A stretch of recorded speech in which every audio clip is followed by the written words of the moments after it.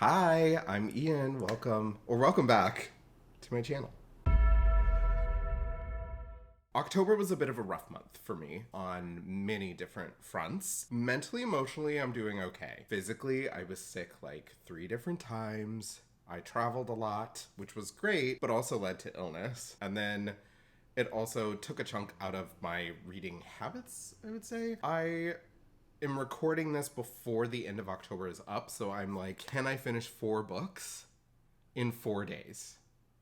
I don't know. I've started all of them, so it's actually possible, but I am a little bit nervous about it. Today, I'm going to talk about what's on my November TBR. I did a fall TBR a few months back. I think for the most part, it's still going to be the same as what I predicted I would be reading for November, save for maybe a few changes. Really, I just think there's one. I ended up reading Somewhere Beyond the Sea by TJ Klune in October, which definitely affected my whole reading for October. That's a whole separate video. So this one, we're just looking forward. We're just going to be talking about November. I'm going to rehash what I already talked about in my fall TBR, except focusing just solely on November. And then I believe there's one book here. I'm gonna go ahead and start off with what is in my book club, which is called It's Only a Book Club.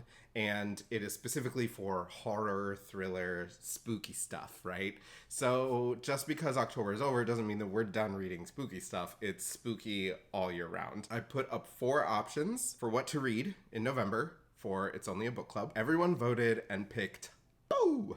Tender is the Flesh. So this is a speculative fiction horror, maybe dystopian. Lots of body horror in this, from what I understand. This is about a man who works at a meatpacking plant in a world where humans no longer eat animal meat because of a virus that is found only in animal meat, and instead they are now raising humans for meat.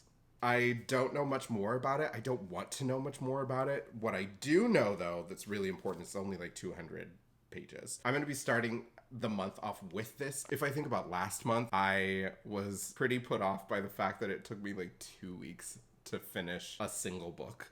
And so I want to start off with something kind of small. Along the lines of books that are going to be so gross that I will probably not be overeating this Thanksgiving is A Certain Hunger by Chelsea G. Summers. This is also considered horror, but I believe this is literary, similar to like Tender is the Flesh. And it's about a foodie critic. I understand that there are themes of feminism in here and, you know, the art of critiquing in general. I think we know that this is like unhinged woman type of thing, with it, which is like my jam. Excited to read this as well, and especially like pairing it with Tender is the Flesh, which is down over there. That's why I'm pointing it over there. I said it over there. That's why. If I keep doing that, that's where my books are. Kind of jumping back into feminist dystopia, sci-fi kind of stuff. I'm finally going to read I Who Have Never Known Men. I'm really looking forward to this. This seems to be like a perennial favorite. Someone is always discovering this book, and November is going to be my month to discover it. So I'm really looking forward to it. What I do know about this, which is very little, and I've been told that's the best way to go into it, a young woman is trapped in a cage in a hole in the ground with a bunch of older women. A detail, I guess, to know. One day they break free. And that is the premise right there. Looking forward to this and to finally like know what everyone's talking about, like be a part of the discussion. So I seem to have a thing for dystopia.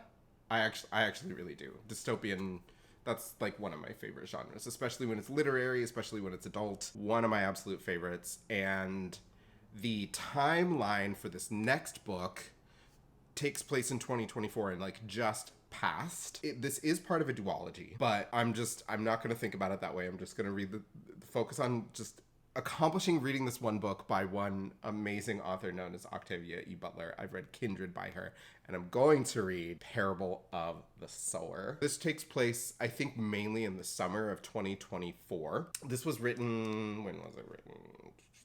1993, 20 years in the future. 30? It's really hard being old. It's like so difficult. God, I'm like practically senile at this point. Takes place 30 years in the future. We are at the 30 years now. This is written in diary format, diary entry, journal, whatever format. And I peeked at the last date. Ian, you want to double, triple check? Yeah, October 10th. This just passed, quote unquote, so I'm going to read it.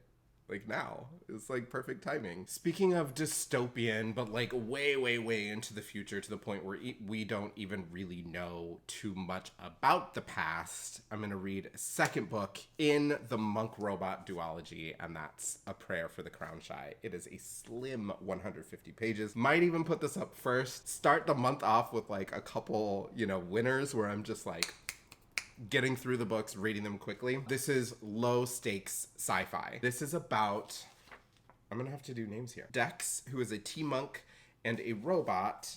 Why don't they say the robot's name? Moscap.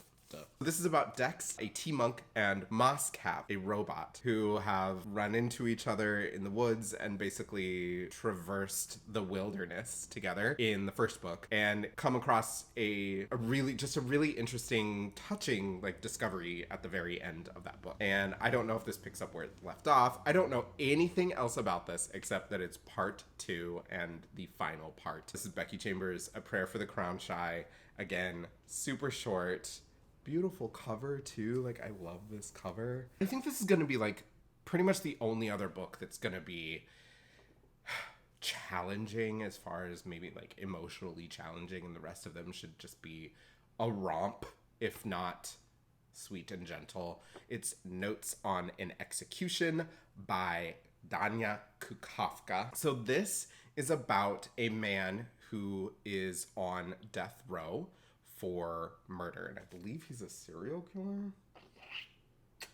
Yes, but it's told from the perspective of the women in his life, past and present. Sounds like just a really interesting perspective. This is technically put under mystery thriller, but from what I've gathered from reviews, it's far more literary than that. If anyone else is planning on picking this up, being classified as mystery, but everything that I'm reading about it is more this is literary. Also, just seeing the word Kukafka, it just feels like it's gonna be dense, Russian literature almost. You know what I mean? Looking forward to reading this, but this is kind of the last of the heavy stuff.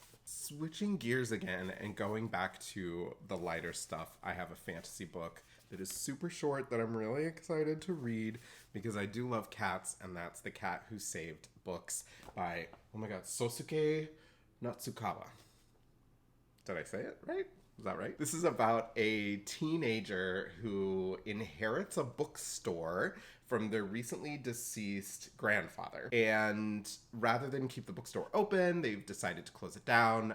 But before they can do that, a cat kind of appears out of nowhere and asks this awkward teenager named Rintaro if they would help this cat save books in other dimensions. I've read a few translated Japanese works before. I've actually got another one in this TBR. Sometimes it hits and sometimes it doesn't. I really have to be in the mood for this kind of stuff because specifically the way Japanese translates to English in literature, at least from what I've seen, it's not always colorful, right? It's very sparse and simple, and sometimes that's perfect, and then sometimes I want something that's a bit more dense and colorful, I guess. This is translated by Louise Heel Kawai. I'm excited to see what she's done with this. It's 200 pages. I am making November far easier on myself than I did in October, where I had 3 or 4 books that were 400 pages or more. So sticking with the lower stakes theme here, but also leaning into these shorter books and also a Japanese translation, I'm going to read More Days at the Morisaki Bookshop. And this is by Satoshi Yagisawa. Am I saying that right? Satoshi Yagisawa, translated by Eric Ozawa. I don't really actually know what this particular book is about. The last book is almost just a short. Let's see. I don't know if this is a duology per se, or if there's a planned third. Like, I don't really keep up on that kind of stuff, but this is Days at the Morisaki Bookshop. It's about a woman whose fiance, she finds out, has been cheating on her, or like she finds out that he's married or something ridiculous like that. And she falls into a really deep depression, decides to go live in her relative's apartment above the bookstore that he owns. It's just kind of her coming out of that depression. I wouldn't say I absolutely loved this. I thought it was good. It didn't really make me emotional, but I did kind of want to know what happened to the main character, so I just kept reading. This is why I'm reading the second book, I guess. I just want to know what happens to the main character. So looking forward to that, but there are also some regular characters that I think the author didn't really lean into in the first book. They will hopefully lean into in this one. I hope this is kind of like slice of life, community, book readers, stuff like that. Speaking of slice of life, going back to fantasy, I'm gonna read Bookshops and Bone Dust. So this is my third book 2 in this TBR. I'm looking over. I think, okay, don't worry. This is the only other book 2. But I'm looking around and I'm like, okay, Parable of the Sower is part of a duology. The next book I'm gonna talk about is part of a duology. I like duologies. I don't know what that's about. Bookshops and Bone Dust by Travis Baldree is the prequel to the first book, which so many people know about, Legends and Lattes, which was dubbed Low Stakes High Fantasy. That was kind of like their log line. Genius. I really loved that book. That book was a lot about building a coffee shop, creating community through the coffee shop, and then like not much else. There was hardly any conflict. You thought things would get bad and they just like didn't. That's what you have to expect going into when someone says low stakes. They mean hardly any conflict. Bookshops and Bone Dust. This is a prequel. It's about Viv, who in the first book is the one that opens the coffee shop, and this is about when they were a headhunter. I have heard that this is still low stakes, but that there's actually a lot more going on in this. So I'm not expecting the same experience, and I'm kind of glad I waited to like hear what other people had to say about it, because I think if I went in expecting this to be as low stakes as Legends and Lattes, I'd be really disappointed. However, I think that this is such a November vibe. Next, this book is the favorite of a friend of mine. Why wouldn't I just read it? It's a favorite of a lot of people's. Six of Crows by Leigh Bardugo. I am not a high fantasy reader, so this will be stepping outside my comfort zone. But from what I've heard, it has some things going for it that I will find interesting. A, heist, into that. B, chosen family, love. That's my absolute favorite. And then C, character driven. Those 3 things kind of put together make me think that this could be, I just want to cover up it's not even a sticker either. It's like printed on there. I am really looking forward to reading this and finding out what all the hype is about. Like, I actually I got like 6 pages in a long time ago. I stopped because I was like, if I get into this, then I'm committed to almost 450 pages. And I was like, not in a place to do that. But November is going to be the month. All right, second to last on the list, Four Squares by Bobby Finger. This book is about a gay man who has grown old, has moved into assisted living or maybe just retirement home. He ends up making friends there. And it's about queer community, especially at older age. I'm really interested in this. This is the kind of thing where, first of all, I love found/chosen family. That's like my favorite thing. This is the first time in history ever that queers have been out and old. Of course, there have been individuals who are queer and older. The idea that there would be a community of that, like first time in history, to have a book that kind of like centers around that really new experience and really interesting perspective is, I don't know if it's exciting, but I'm so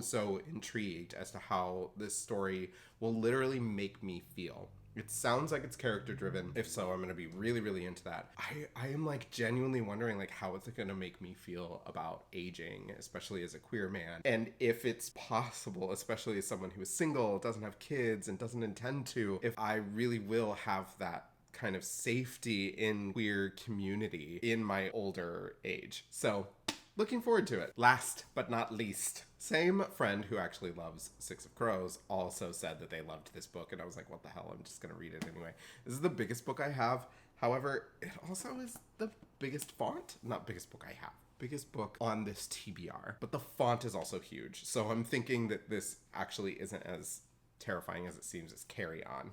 by Rainbow Rowell. Queer Harry Potter with vampires. I don't know much about it. I don't want to know much about it, but I am really excited to read it. You can see like, so the bookmarks actually like come back to the channel, and I will, there's a whole reason these bookmarks are in here, and I will explain that in a different video. I think that this is going to be a book that I will try to prioritize first week in November. If anyone is interested in how I manage reading in any way, like please let me know. Especially as ADHDers, I feel like we always want to create these habits or rituals around something as enriching as reading, and something that can actually like slow us down a little bit when we need it. If anyone is interested in how I do that, please let me know. I am really looking forward to reading this. It is a bit of a chunk. This font is huge. I don't think it's going to take me long. So that's my November TBR. Let me know what you're going to be reading in November. Let me know if you've read anything that I've mentioned here, if you liked it or you disliked it. Hit the thumbs up, subscribe, share the video, please comment, all the things.